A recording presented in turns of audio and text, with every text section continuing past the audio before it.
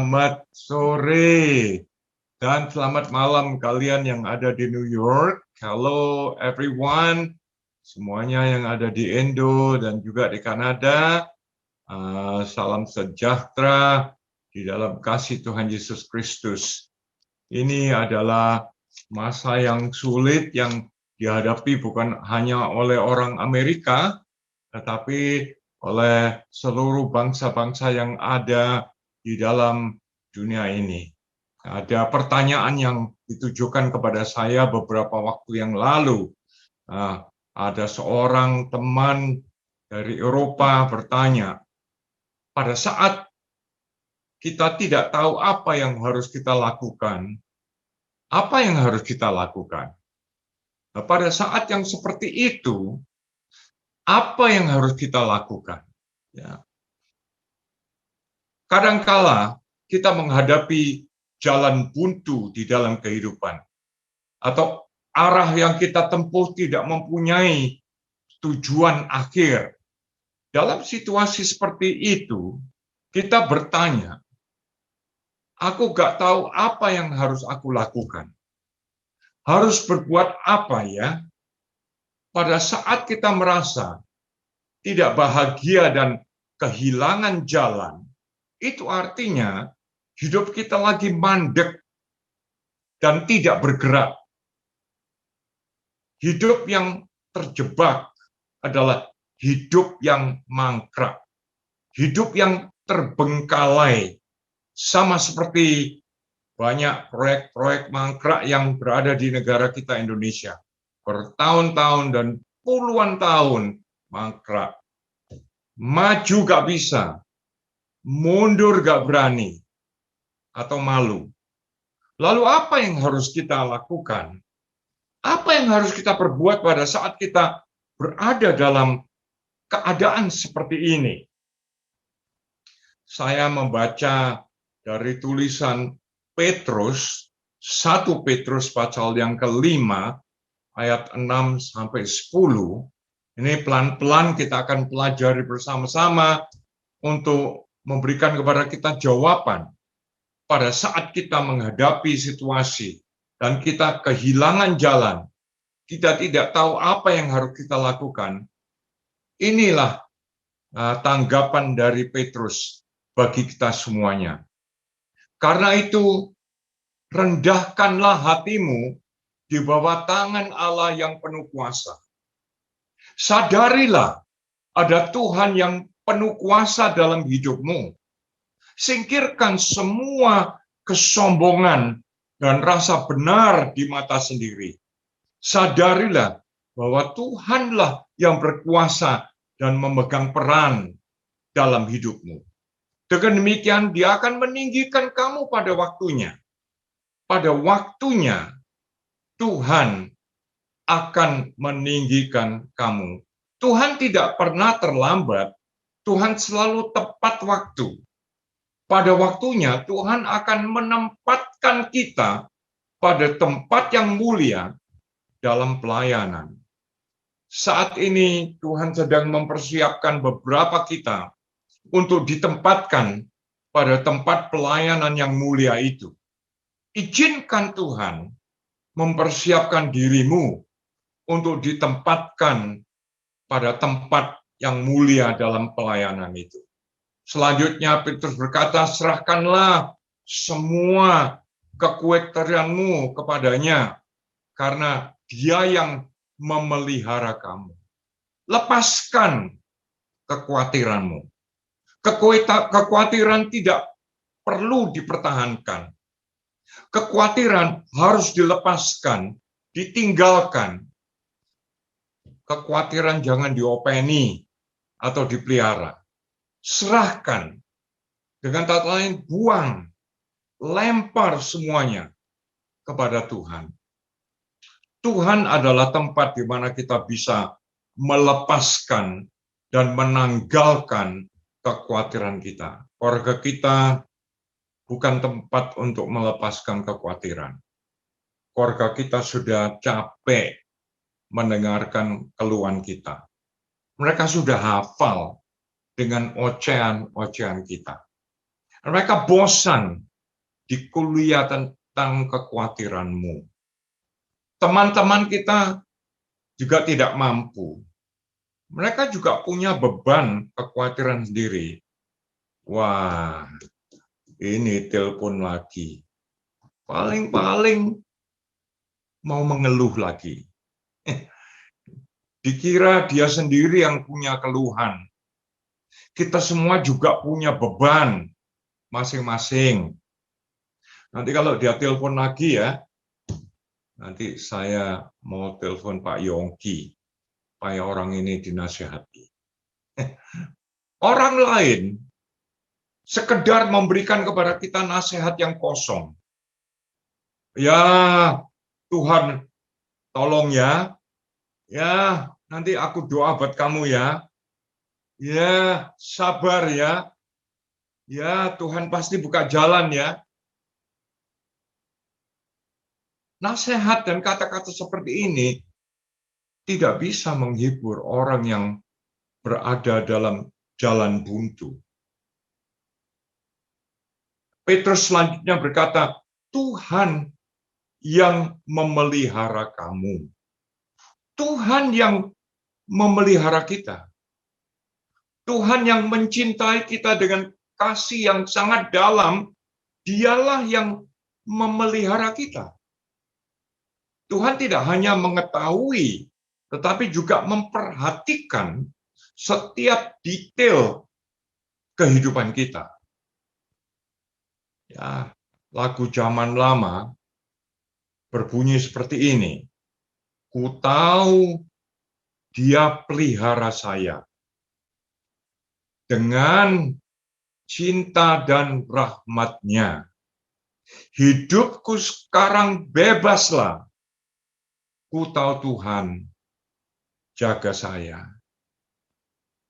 Kita tidak bisa memelihara diri kita sendiri. Tapi ada Tuhan yang memelihara kita.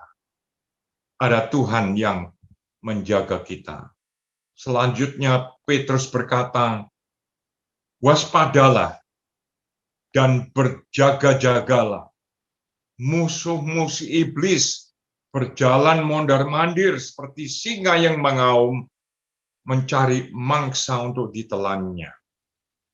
Waspada, artinya kita harus berpikir benar. Pikiranmu harus dijaga. Jangan sampai tersesat di hutan belukar kesibukan kota New York. Pakailah pikiran yang sehat. Gunakan pikiran yang seimbang. Balance mind. Pikiran kita harus didisiplin. Jangan berpikir ngawur. Berjaga-jagalah. Artinya bersiap sedia, siap siaga, hidup hati-hati, jangan ketiduran. Orang yang suka ngantuk biasanya sakit, atau kurang gizi, atau gak punya tujuan atau arah hidup. Musuhmu itu si iblis. Ya bro, kita punya musuh bro. Kamu gak perlu cari musuh. Musuh-musuh iblis itu yang mondar-mandir cari mangsa. Ada teman-teman untuk bertemu, minum kopi, setiap pagi dia berkata kepada saya, wah sekarang saya sudah umur 70, ya aku enggak berhadapan dengan percobaan-percobaan iblis. Ya, aku tidak lagi dicobai oleh iblis. Aku tidak cari ke sini sana untuk cari masalah. Saya berkata, tapi musuhmu itu yang mencari kamu. Jangan lupa, kita tidak perlu cari musuh. Musuh-musuh iblis itu yang mencari mangsa. Si iblis berjalan mondar-mandir seperti singa yang mengaum, mencari mangsa untuk ditelannya. Iblis tidak perlu dicari.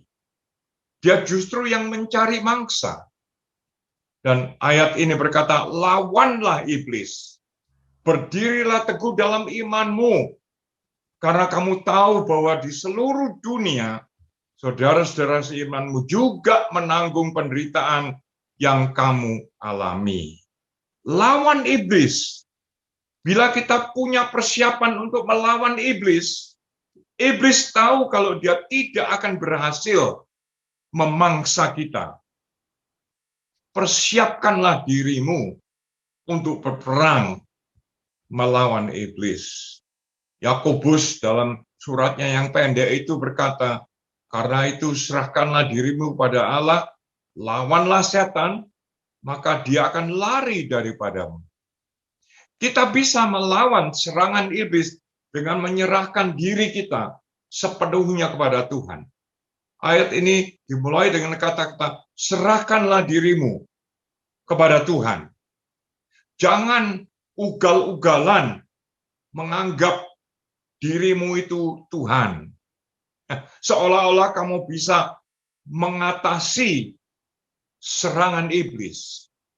Serahkanlah dirimu pada Tuhan. Baru kamu bisa berhasil melawan setan dan siasat dan iblis. Hidup berserah kepada Tuhan sama dengan iman yang teguh, yang tidak bisa dikalahkan oleh serangan iblis. Petrus selanjutnya berkata, di seluruh dunia, saudara-saudara seimanmu juga menanggung penderitaan yang kamu alami. Penderitaanmu juga dialami oleh saudara-saudaramu di seluruh dunia. Dan setelah kamu menderita sementara, waktu Tuhan, sumber segala anugerah, telah memanggil kamu untuk masuk ke dalam kemuliaannya yang kekal dalam Kristus, akan memulihkan, meneguhkan, menguatkan, dan membangun kamu. Kamu akan menderita untuk sementara waktu. Penderitaan itu hanya untuk sementara waktu, bukan untuk selamanya. Nah, penderitaanmu akan berakhir. Nah, kamu akan dibebaskan dari semua penderitaan. Hal ini memberi kita pengharapan dan penghiburan. Dengarkanlah, yang telah memanggil kamu untuk masuk ke dalam kemuliaan yang kekal di dalam Kristus Yesus. Tuhan yang memanggil kamu adalah Tuhan yang menyayangi kita. Tuhan memanggil kita untuk masuk ke dalam kemuliaannya yang kekal di dalam Kristus. Tuhan tidak memanggil kita untuk kehilangan jalan. Tuhan tidak memanggil kita agar kita berada di dalam keadaan macet. Tuhan memanggil kita untuk masuk ke dalam kemuliaannya. Allah akan memulihkan, meneguhkan, menguatkan, dan membangun kamu. Allah akan memulihkan apa yang telah dicuri oleh iblis. Dia akan mengembalikan apa yang telah hilang. Mengembalikan kita pada posisi semula yang telah hilang akibat dosa. Allah akan meneguhkan posisimu di dalam Kristus sebagai orang yang telah ditebus dan dibenarkan. Tuhan memberi substansi penebusan kepada kita di dalam Yesus Kristus. Dan Allah akan menguatkan. Tuhan akan membuat kita bertambah-tambah dalam kekuatan iman. Dan Tuhan akan membuat kita lebih kuat dan efektif dalam hidup beriman. Dan Allah yang membangun kita, hidup kita ini. Dan Tuhan yang menempatkan kita pada posisi yang tidak bisa diganggu-gugat. Dia yang membangun iman kita. Ingat, ada Tuhan yang menguatkan, membangun, dan meneguhkan kita. Bukan kita, tapi Tuhan. Allah akan memulihkan, meneguhkan, menguatkan, dan membangun kita. Dan bagi Dialah kuasa untuk selama-lamanya. Dalam menghadapi keadaan yang tidak menentu, banyak orang tidak tahu apa yang harus mereka lakukan.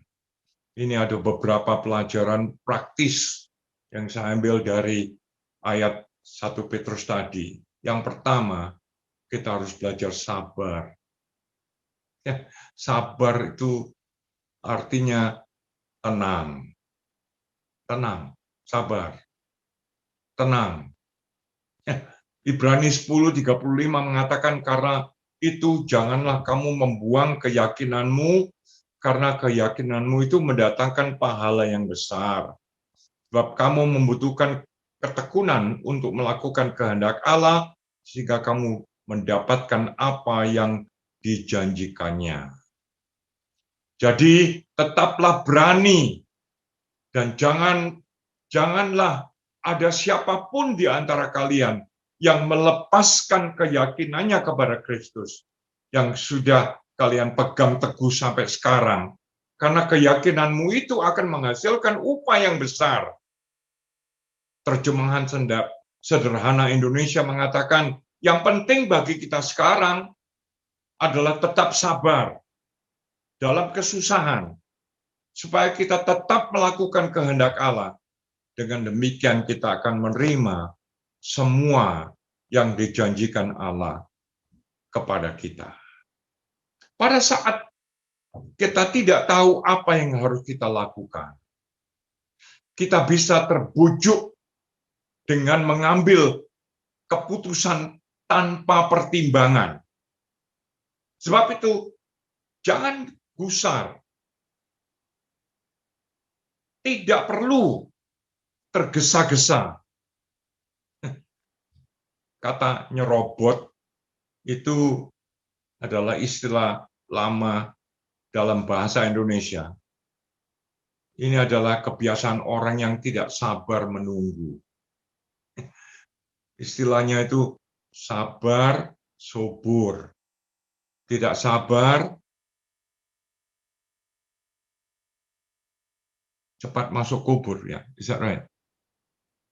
Kalau langsung masuk kubur, tidak apa-apa.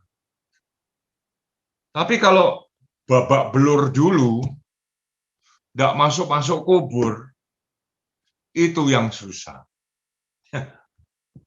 Patient endurance is what you need now, so that you will continue to do God's will. Then you will receive all that He has promised.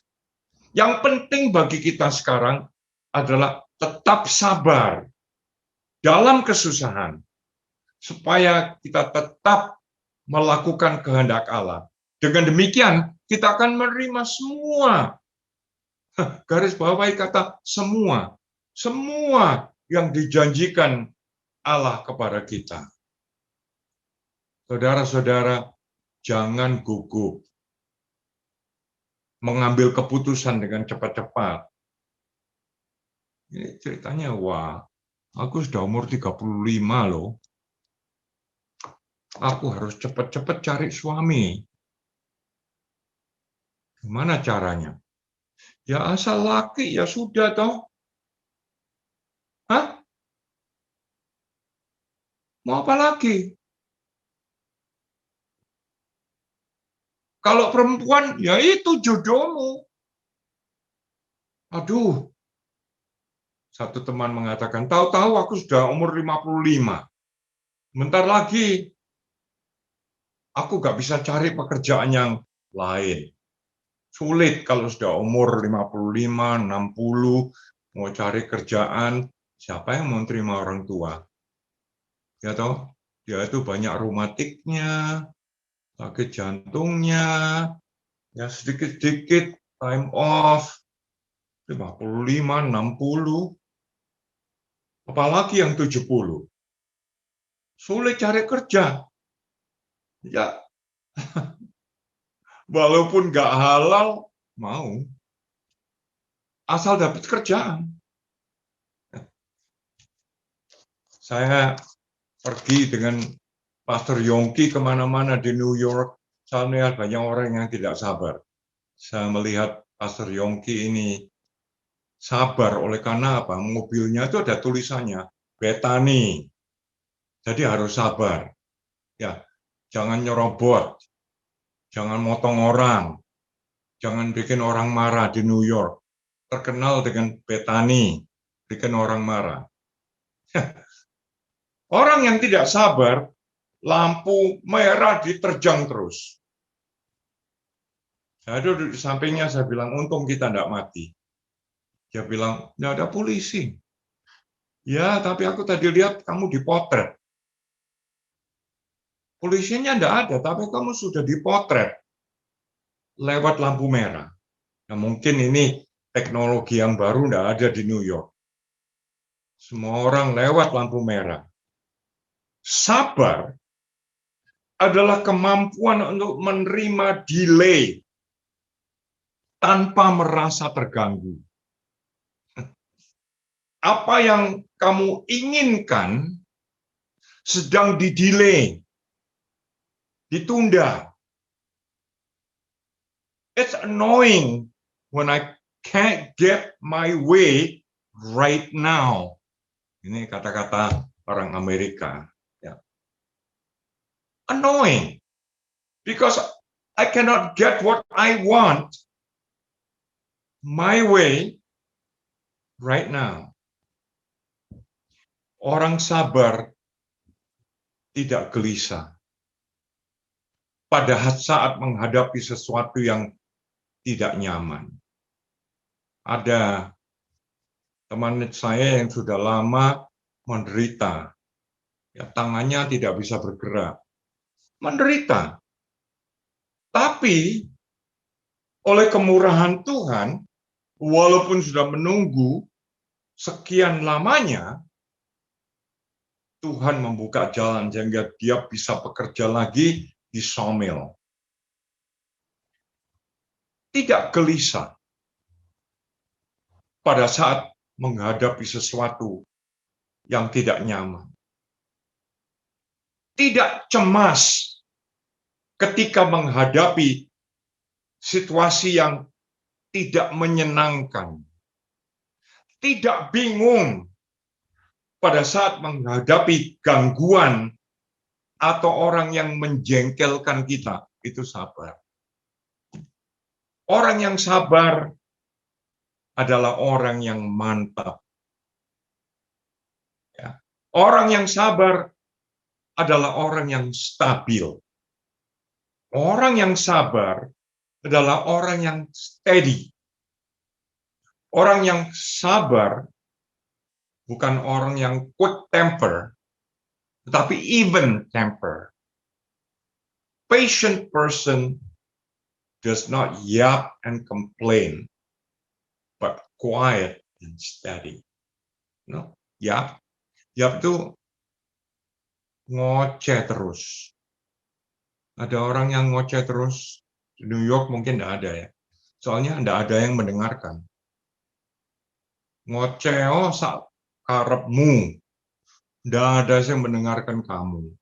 Makanya di New York tidak banyak orang yang ngoceh. Kalau yang ngoceh-ngoceh itu dianggap sinting. Ya, lupa minum obat. Itu yang ngoceh. Ya, sabar dalam menghadapi keputusan yang bisa merubah seluruh kehidupanmu secara drastis. Patient. Yakobus pasal 1 ayat 3 dan 4. Sebab kamu tahu bahwa ujian terhadap imanmu menghasilkan ketabahan. Biarlah atau pastikanlah atau izinkan ketabahan memberikan hasil yang penuh supaya kamu menjadi sempurna dan utuh, tidak kekurangan apa-apa. Ya, mau ditanya kurang apa? Kurang heboh, kurang kaya, kurang banyak, kurang muda. Ada orang sudah pacaran 7-8 bulan, lalu dia bilang sama saya, wah, sekarang saya tidak bisa memastikan kalau saya mau kawin sama orang ini. Terus saya tanya, kenapa? Dia bilang, anu ya, pacarku ini kelihatannya kok tua. Sudah diciumi selama 7 bulan baru tahu kalau pacarnya itu tua. Terus saya tanya, lah awakmu dewek itu ya, dirimu sendiri itu tua apa muda? Repot ya. Nah ini, kurang muda.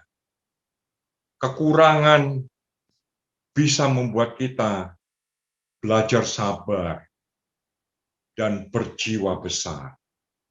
Jiwa besar dibutuhkan untuk menjalani hidup di dalam dunia ini yang serba sulit. Hidup di dalam dunia ini tidak enak, sulit. Betul tidak ini? Hidup di dunia sulit tidak?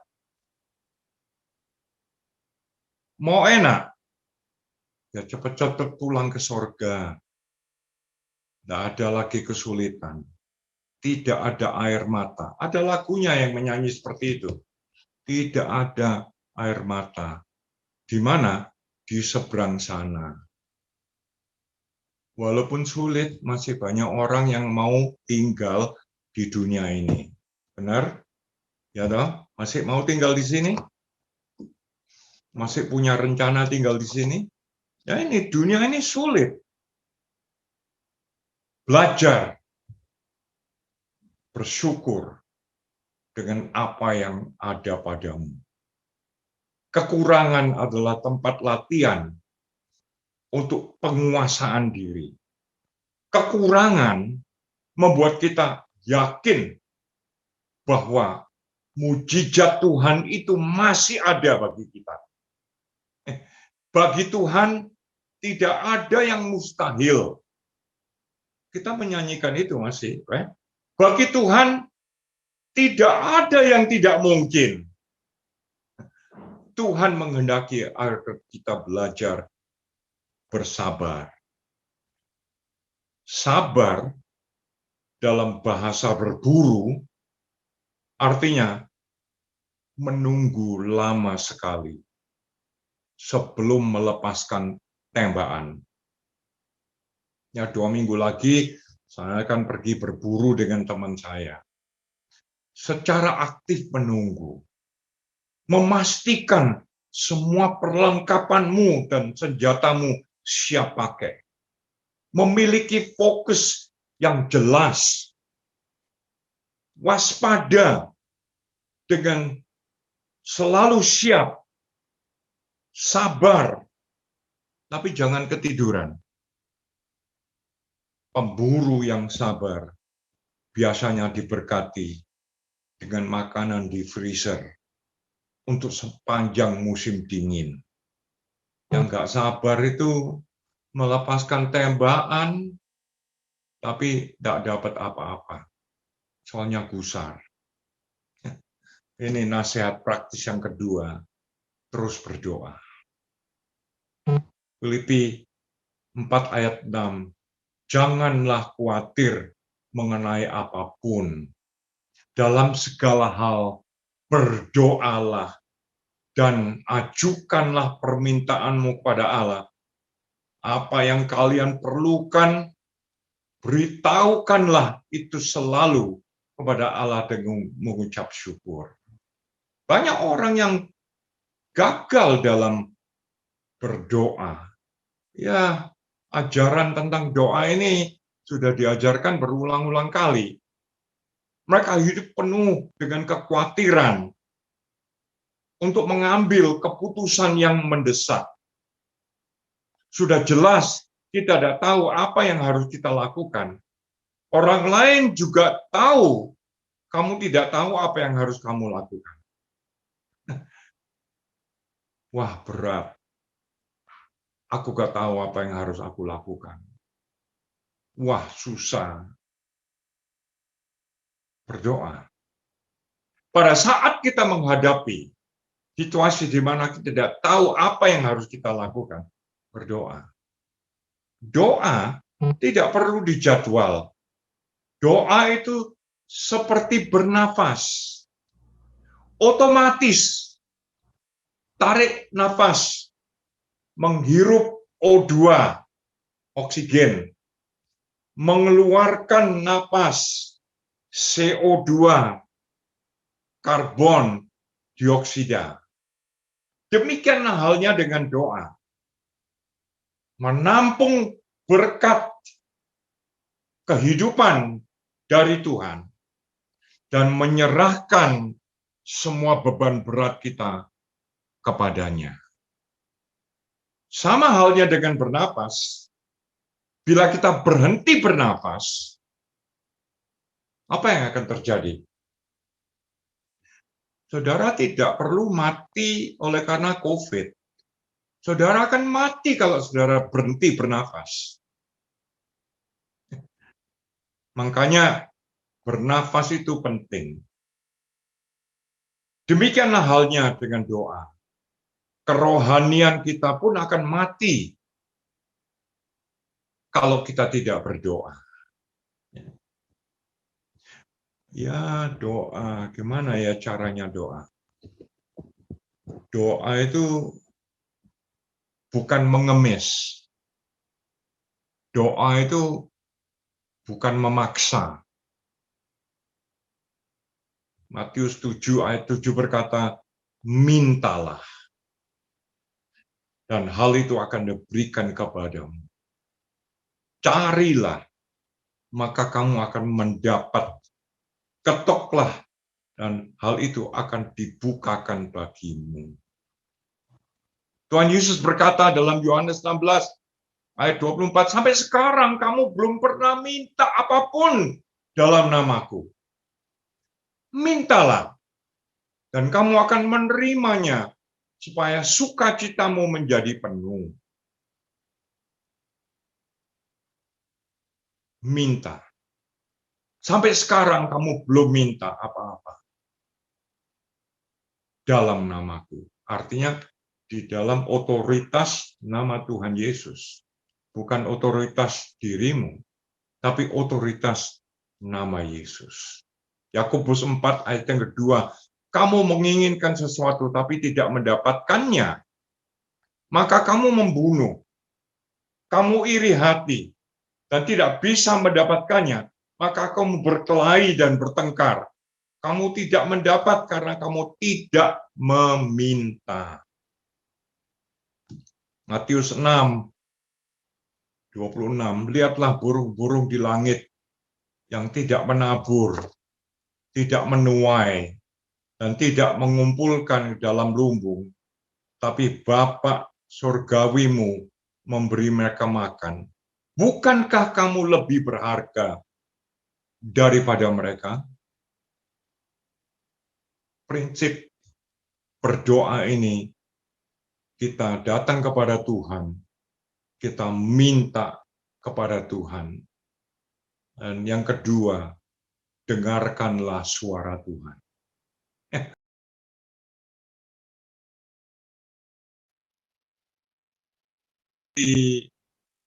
Orang yang datang ke klinik untuk ketemu dengan dokter, dan berkata, dokter, aku sakit perut, aku sakit kaki, aku sakit kepala, aku sakit ini, itu. Terima kasih dokter. Lalu pergi. Belum dianalisa, belum mendengarkan suara dokter berbicara kepadanya, sudah bilang, terima kasih, sudah cukup. Saya sudah kasih tahu dokter masalahku. Terima kasih, goodbye.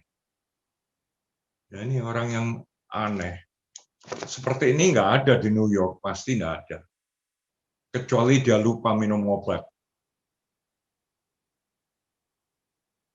Dengarkan suara Tuhan. Yohanes 10 ayat 3-5 berkata, baginya penjaga pintu membukakan pintu dan domba-domba mendengarkan suaranya. Dia memanggil domba-dombanya sendiri dengan nama mereka, serta menuntun mereka keluar. Setelah mengeluarkan semua dombanya, dia berjalan di depan mereka, dan domba-dombanya akan mengikuti dia, karena mereka mengenal suaranya. Orang asing tidak akan mereka ikuti, tapi mereka akan lari darinya, karena mereka tidak mengenal suara orang itu. Domba-domba mendengarkan suaranya. Di waktu akhir-akhir ini banyak orang yang komentar tentang COVID. Betul nggak? Ya, mendengarkan ide ini, mendengarkan informasi ini, mendengarkan obat ini, mendengarkan obat itu, orang jadi bingung. Sehingga baru bangun pagi, yang dipegang apa? HP. Untuk apa? Untuk lihat apa yang dikatakan sosial media tentang COVID. Prediksi apa yang diberikan untuk kesejahteraan kita. Kalau kita terus mendengarkan suara dari sosial media, tapi tidak mendengarkan suara gembala, kita akan menjadi stres berat.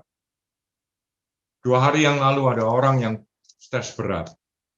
Stres berat karena apa? Setiap hari sepanjang 5-10 jam mendengarkan suaranya sosial media yang semuanya adalah suara-suara yang negatif. Ini sebabnya Nabi Yunus di dalam perut ikan, pasal yang kedua mengatakan, mereka yang mendengarkan suara-suara yang salah, ya, mereka itu deprive themselves of mercy, kehilangan kemurahan Tuhan. Sebab itu, dengarkan suara gembala. Ya, yang kamu dengar seharusnya bukan suara orang lain, orang asing, tetapi gembala yang baik. Dengarkan suaranya. Dia memanggil domba-dombanya sendiri dengan nama mereka. Dia yang menuntun mereka. Ayat yang ke-14, akulah gembala yang baik. Aku mengenal domba-dombaku, dan domba-dombaku mengenal aku. Saya berharap agar pada saat Tuhan berbicara kepadamu, engkau akan mengenal suara gembala yang baik ini. Oleh karena gembala yang baik ini mengenal setiap kita. Yohanes 14:26, akan tetapi penolong itu yaitu Roh Kudus yang akan Bapa utus dalam namaku, dia akan mengajarkan segala sesuatu kepadamu dan akan mengingatkanmu pada semua yang telah kukatakan kepadamu. Roh Kudus akan dikirim untuk apa? Mengingatkan kita, mengajar kita apa yang dikatakan oleh gembala yang baik itu kepada kita. Yohanes 16:13. Namun ketika dia, Roh Kudus, Roh kebenaran itu datang, dia akan membimbing kamu ke dalam semua kebenaran. Sebab dia telah berbicara atas keinginannya sendiri, dia melainkan semua hal yang dia dengar itulah yang akan dia katakan. Dan dia akan memberitakan, tahukan kamu hal-hal yang akan terjadi. Ayat-ayat yang telah kita baca kaya dengan nasihat untuk mendengarkan suara Tuhan. Doaku agar kita semuanya memiliki hati yang lembut, sehingga pada saat Tuhan berfirman, engkau akan mendengarkan suara Tuhan. Dan suara Tuhan itu akan mengubah hidupmu. Ini yang ketiga, taat pada suara dan firman Tuhan. Yakobus 1:22, jadilah pelaku firman dan bukan hanya pendengar. Jika tidak, kamu menipu dirimu sendiri. Pada saat kita tidak tahu apa yang harus kita lakukan, dengarkanlah suara dan bimbingan Tuhan. Lakukan firman Tuhan. Firman Tuhan mendorong kita untuk menjadi pelaku firman, bukan penipu diri sendiri. The greatest deception is self-deception. Oleh karena orang tidak melakukan firman yang telah didengarkannya. Mari, biarlah kita menjadi pelaku firman, penurut firman. Yohanes 14 ayat 23, Yesus menjawab dan berkata kepadanya, jika seseorang mengasihi aku, dia akan menuruti firman-Ku. Dan Bapa-Ku akan mengasihi dia.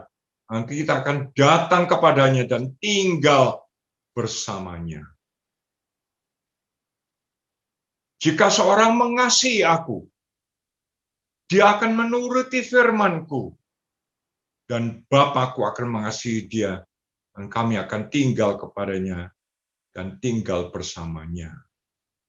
Pegang firman Tuhan. Jangan biarkan sekedar lewat.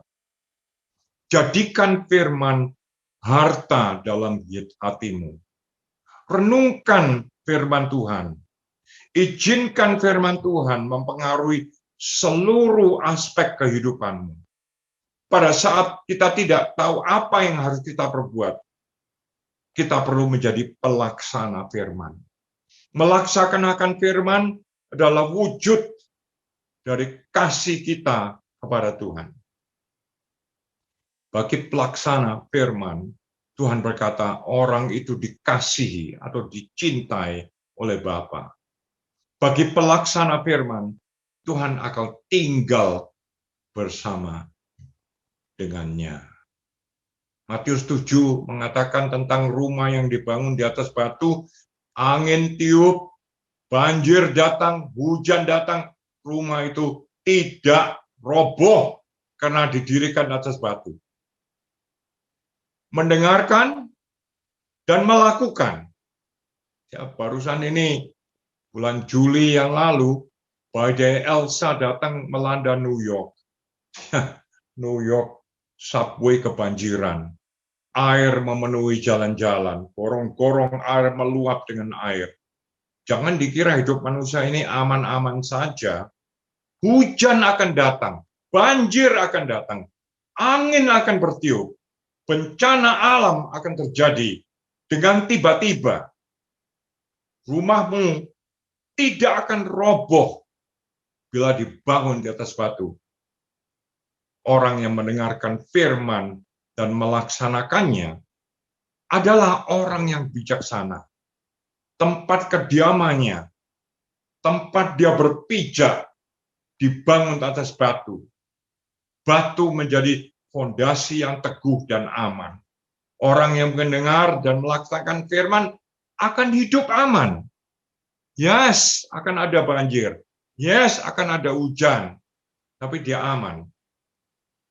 Bukan yang tidak ada hujan, atau banjir, atau angin, atau badai. Selamanya kita hidup di dalam dunia ini, kita akan mengalami hujan, banjir, angin, dan bencana. Tapi rumahmu aman. Kita menyaksikan rumah yang roboh di sini dan sana, tapi rumah kita aman. Praktekkan firman yang telah kamu dengar. Dengan demikian, rumahmu akan berdiri teguh. Ini yang terakhir. Menantikan waktunya Tuhan. Mazmur 27, ayat 13 dan 14.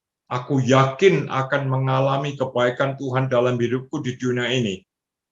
Berharaplah kepada Tuhan. Kuatkanlah dan teguhkanlah hatimu. Ya, berharaplah kepada Tuhan. 2 Petrus 3 ayat 8 dan 9. Jadi saudara-saudara yang aku kasihi, janganlah kalian lupa akan hal ini.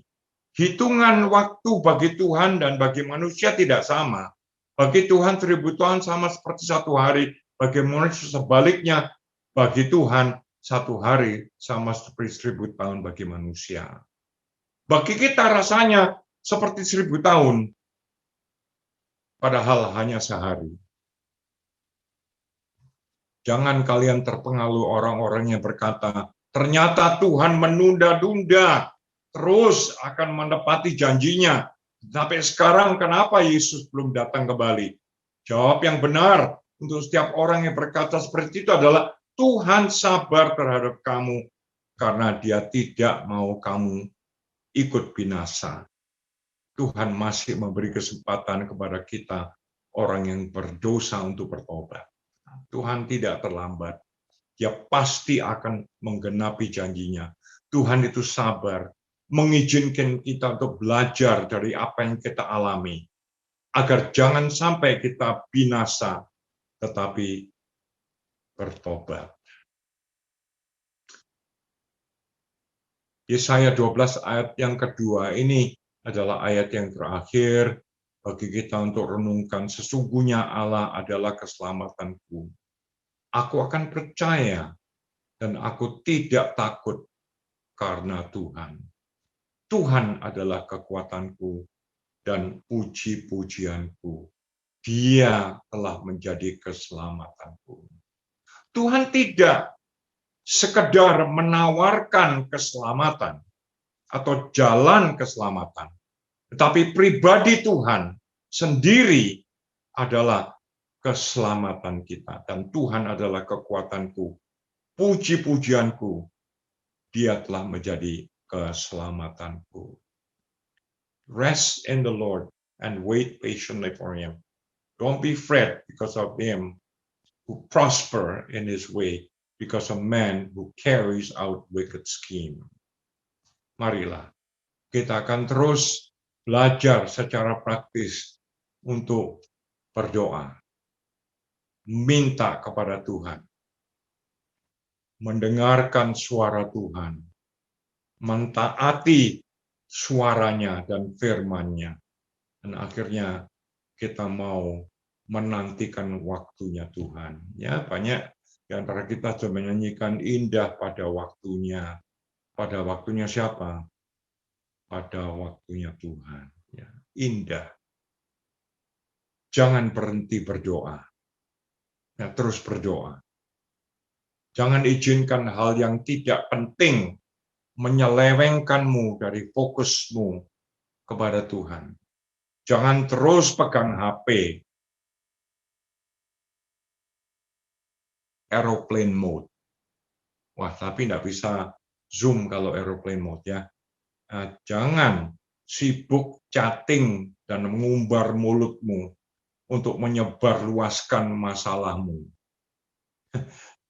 Jangan terus-terus bicara urusanmu. You are not living under the circumstances. You are living above your circumstances. So keep praying without ceasing. Terus berdoa. Terus berdoa, jangan berhenti berdoa. Banyak orang bilang, aku sudah doa 5 kali, aku sudah doa 10 kali.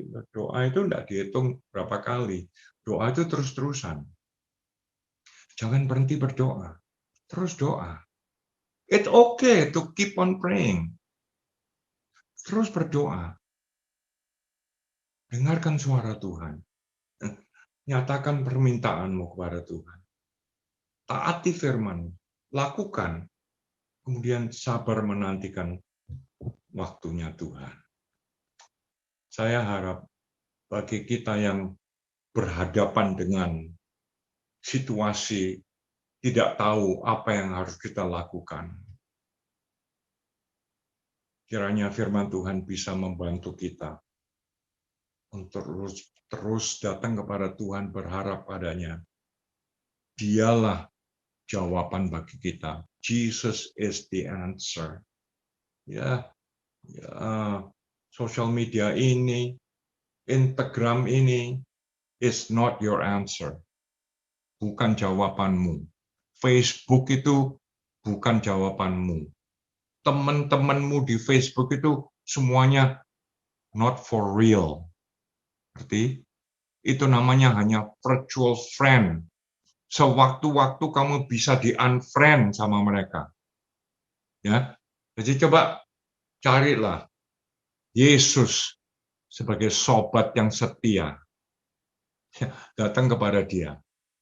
Dengarkan suaranya. Dialah gembalamu yang baik. Tuhan memberkati kalian.